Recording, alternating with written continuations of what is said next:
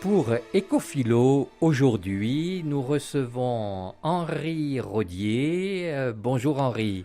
Bonjour Jean-Marc. Alors Henri, vous êtes membre de la SPA, vous représentez un petit peu la LPO à FNE 43. Enfin, les questions d'environnement vous intéressent à plus d'un titre. Nous allons aujourd'hui parler du monde animal et notre relation au monde animal.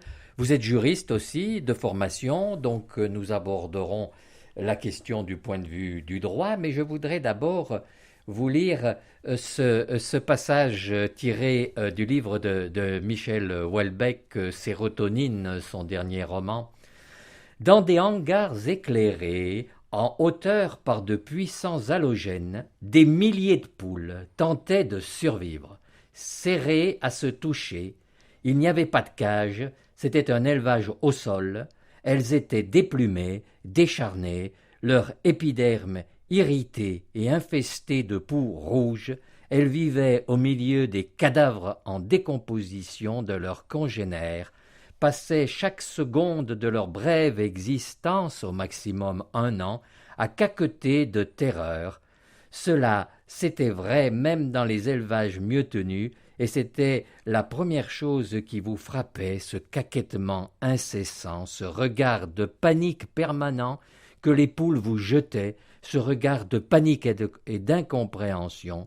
Elles ne demandaient aucune pitié, elles en auraient été incapables, mais elles ne comprenaient pas les conditions dans lesquelles elles étaient appelées à vivre. Sans parler des poussins mâles inutiles à la ponte, jetés tout vivants, par poignées, dans les broyeuses.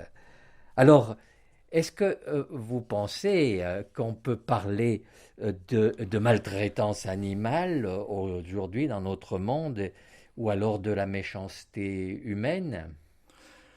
Oui Jean-Marc, il y a la maltraitance que je qualifierais d'ordinaire, c'est la méchanceté, celui qui va jeter un jeune chiot par la fenêtre de sa voiture. Et puis il y a aujourd'hui la souffrance animale et la maltraitance qu'on peut appeler économique et industrielle, qui est aussi le produit de notre addiction à la viande. Et cette maltraitance, elle donne lieu aujourd'hui à différentes initiatives. Concernant donc l'élevage intensif, nous avons eu récemment une initiative qui a été prise d'un référendum d'initiative, appelons-le local, avec 5 ou 6 points, dont l'élevage intensif, avec l'idée de supprimer cet élevage intensif au fur et à mesure, ou du moins de ne pas construire de nouvelles usines à viande comme c'est le cas aujourd'hui. Bref, c'est tout le thème, non seulement concernant les poules, mais c'est aussi le thème concernant les cochons, concernant tout ce qui est la ferme à 10 000 vaches. Voilà, nous sommes au cœur avec Houellebecq qui saisit toujours les choses parfaitement et de manière pertinente au cœur de la problématique animale et de la souffrance animale avec ce texte. Alors, peut-être y a-t-il une tradition, peut-être philosophique, voire religieuse, qui a amené l'homme occidental que nous sommes à ne pas respecter suffisamment l'animal. Oui, je crois que c'est un sujet philosophique qui nous met face à notre propre animalité en réalité. Nous avons toujours surestimé dans la tradition occidentale la position de l'homme en tant qu'être conscient par rapport à sa propre animalité. L'animal a toujours été l'autre pour l'homme. Et donc, à un moment donné, le droit, notamment, s'est mis en place de telle manière qu'il y ait, d'une part, des personnes, en réalité, les personnes, à part les personnes morales, les sociétés, ce sont les hommes, uniquement les hommes, et puis les choses, les biens qui sont appropriables. Et les animaux, encore aujourd'hui, malgré le fait que l'article L214 ait mis en place un dispositif relatif à la sensibilité des êtres vivants, eh bien, les animaux sont toujours considérés comme des choses.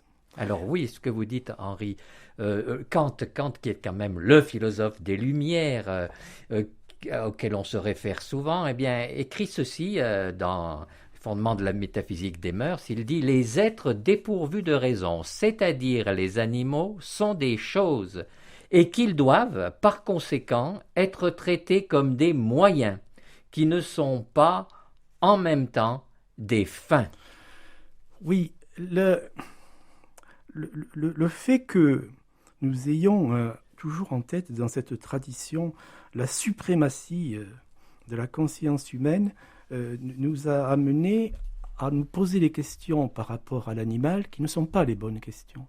La bonne question, c'est celle que Jacques Derrida ou qu'Élisabeth de Fontenay pose, c'est-à-dire ce sont peut-être pas des animaux qui parlent, ce sont peut-être pas qui pensent, etc., mais nous appartenons à la même communauté que les animaux dans la mesure où ce sont des êtres souffrants qui sont soumis à la mort, c'est-à-dire à la finitude. Et cette communauté, des personnes, des scientifiques comme par exemple Philippe Descola, en ethnologie, l'ont bien senti. Lorsque par exemple Philippe Descola nous dit ces rapports ne doivent pas être envisagés à la manière dont nous les concevons, nous, en Europe, depuis l'Empire romain, et le droit romain donc, mais aussi à partir de la philosophie politique du XVIIe et du XVIIIe siècle. Au contraire, ils doivent être envisagés comme des formes beaucoup plus différenciées, dans lesquelles les humains sont plutôt des prolongements d'un environnement, d'un milieu de vie, ou comme des membres d'un collectif plus large, englobant des non-humains, plutôt que comme des forces qui s'approprient des territoires. Του Απρίλη πράσινο λάμπος γυαλούσε ο κάμπος με το τριφύλι ως την εφήλη το πρωινό θάμπος η φύση σάμπος γλυκά να μίλει και λαϊδούς σαν πουλιά πετώντας λίγο πιο πάνω τα άνθια ευωδούσαν κι είπε απορρώντας πώς.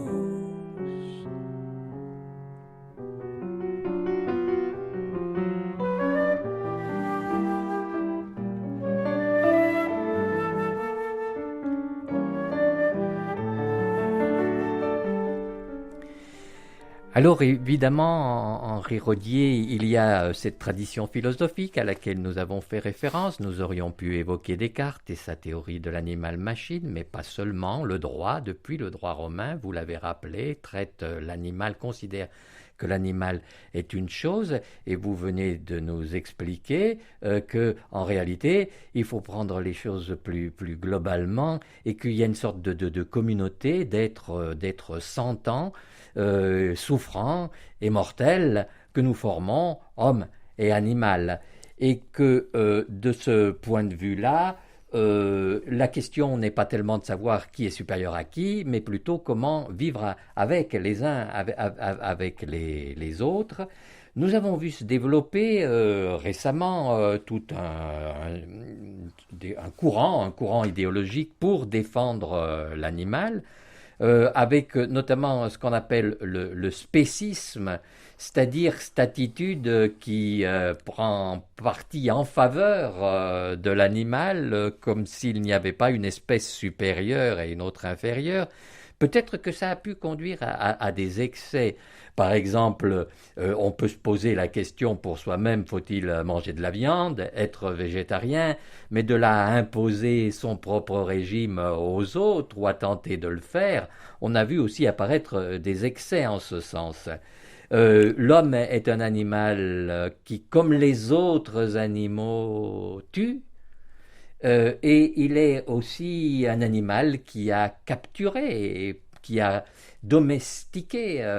Mais il est vrai que la domestication laisse à l'animal, même si elle le prive de liberté, et il n'est plus un animal sauvage, elle lui laisse quand même sa dignité.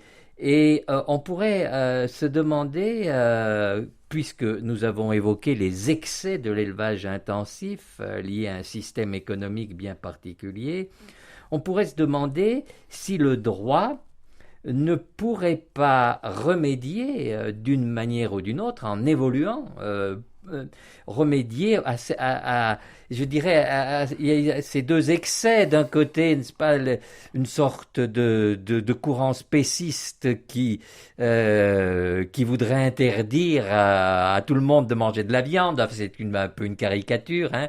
De l'autre côté, un courant qui amène à faire vivre des animaux dans des conditions insoutenables. Comment le droit pourrait-il s'y prendre? Oui.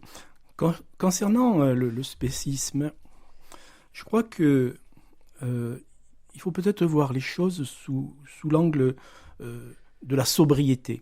C'est-à-dire que notre société peut-être a une telle addiction à la viande que nous n'arrivons plus, comme d'autres époques qui sont arrivées, à nous en passer. Il n'est pas nécessaire pour vivre humainement de manger de la viande à tous les repas. Et ne pas obliger non plus de servir de la viande dans les écoles tous les jours. Donc c'est ces choses-là peut-être qu'il faut réfléchir. Il y a eu des traditions en France, notamment à l'époque où la France était beaucoup plus rurale, où l'approche, alors qu'il y avait beaucoup plus de fermes, etc., de tout ce phénomène alimentaire était pris sous un autre angle. Il y a aussi des sociétés, je pense aux Amérindiens, qui, par rapport à l'alimentation, ont, disons, des rites de chasse ou autres qui laissent la dignité à l'animal. C'est ce que d'ailleurs Montaigne nous disait.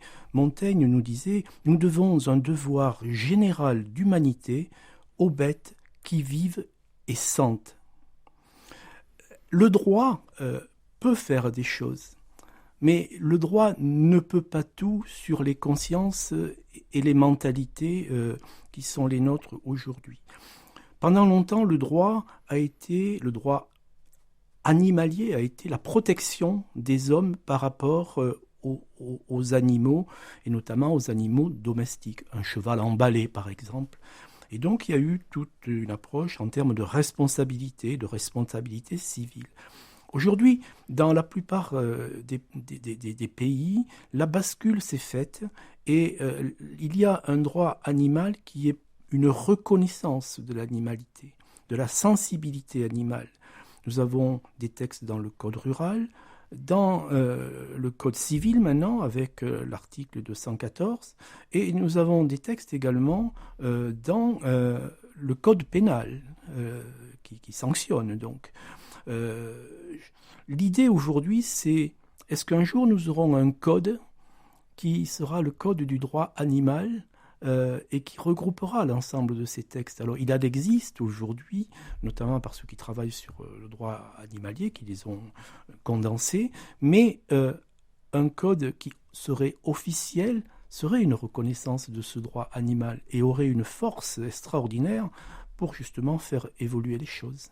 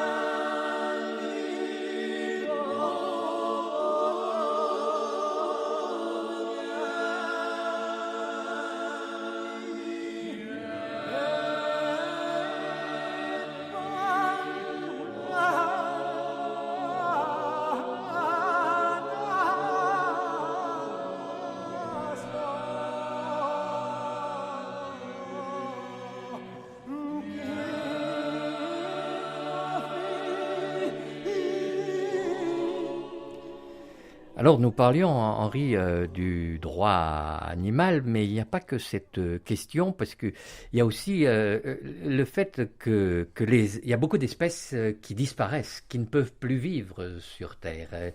La question de la biodiversité qui se pose autrement, elle. Oui, paradoxalement, la France est le pays un des pays qui a la plus grande diversité animale. Et paradoxalement, c'est un des 10 pays où l'appauvrissement de la diversité est la plus cruelle. Ce n'est pas que des choses n'aient pas été entreprises au plan international ou au plan national.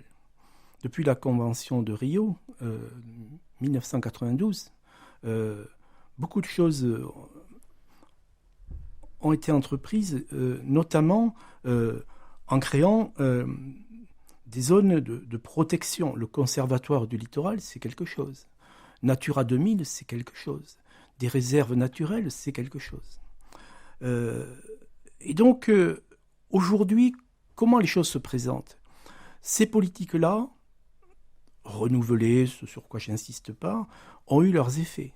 Mais l'appauvrissement continue. Donc, nécessairement, ça a été insuffisant. Et alors, d'où provient cet appauvrissement On peut, en dehors du fait qui est essentiel, que si on répand des produits chimiques ou phytosanitaires partout, ça ne convient pas du tout aux écosystèmes. Mais on peut aussi considérer deux choses. La première, c'est que avoir des zones protégées, c'est une chose, mais la faune est ailleurs que dans les zones protégées. Et donc la prise de conscience aujourd'hui se fait que, certes, c'est utile d'avoir des parcs nationaux, régionaux, etc. Enfin bref, de protéger l'habitat dans ces parcs. Mais une autre chose est aussi de développer la lutte pour la diversité ailleurs que sur ces territoires-là. Henri, on fait des routes partout. Et quand on fait une route nouvelle ou une autoroute, on n'efface pas l'ancienne. Alors peut-être qu'il y a des logiques, on a vu tout à l'heure les logiques économiques, mais il y a aussi peut-être des logiques politiques. On peut toujours flatter l'automobiliste qui est aussi un électeur en lui faisant de belles routes, mais il y a quand même une idéologie du désenclavement et des belles routes, mais tout cela a une conséquence sur la surface de la Terre et sur les écosystèmes, justement. Voilà, le deuxième point sur lequel je voulais insister, c'est que, quelles que soient les politiques environnementales, il y a des politiques sectorielles. L'urbanisation, les transports, l'énergie et d'autres.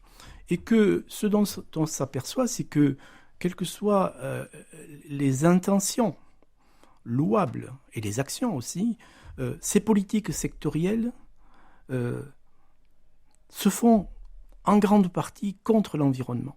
En tout cas, elles ont des effets. Elles ont des effets. C'est le cas, par exemple, de tout ce qui concerne les routes, autoroutes.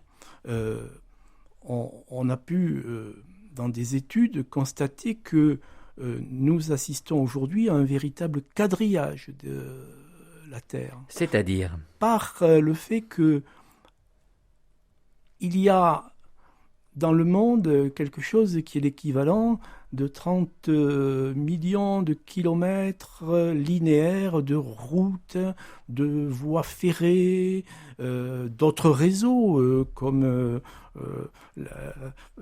des réseaux informatiques ou etc., des canalisations, etc. Bref. Et ça s'accroît très rapidement. Et c'est exponentiel, c'est-à-dire qu'on prévoit que ce qui existe aujourd'hui pourrait doubler dans les 30 ans à venir. Et donc, il y a une fragmentation des territoires, un compartimentement, quelque chose qui pourrait être représenté de la manière suivante. Jusqu'à présent, nous avons un cadastre qui représente des parcelles de territoire. Demain, nous pourrions avoir un cadastre linéaire qui ne représenterait que ce tissu de lignes, de voies. Et donc, il y a quelque chose de dramatique à cette segmentation qui fait qu'aujourd'hui, des études ont conclu qu'on pouvait délimiter sur le territoire mondial 600 000 fragments entourés de routes qui sont de véritables barrières pour les animaux. Et que les routes et leurs abords couvrent 20% de la surface continentale. 20% de la Et sachant que si on prend par exemple la lutte des Amazoniens par rapport au tracé d'une route à travers l'Amazonie, c'est une véritable saignée. Et cette route, si elle devient asphaltée, c'est quelque chose qui va donner lieu non seulement au transport de camions, mais à l'urbanisation autour. Et par tache d'huile autour de ces voies de circulation, la nature s'appauvrit et les animaux vivent en cage. Alors, la route, moyen de transport, certes, mais aussi empreinte d'un pouvoir sur le territoire, a pour effet de produire ce compartimentage dont vous parlez. Alors, c'est très intéressant ce que vous avez dit sur le caractère sectoriel des politiques. Parce qu'on peut très bien avoir une politique, par exemple, de protection, une politique d'écologie, et à côté, construire des politiques qui ont des effets néfastes et qui annulent les effets bénéfiques de la protection de la nature. Bien sûr, la politique est complexe, voilà. Par nature. Mais c'est bien la raison pour laquelle peut-être le point de vue philosophique, anthropologique est important.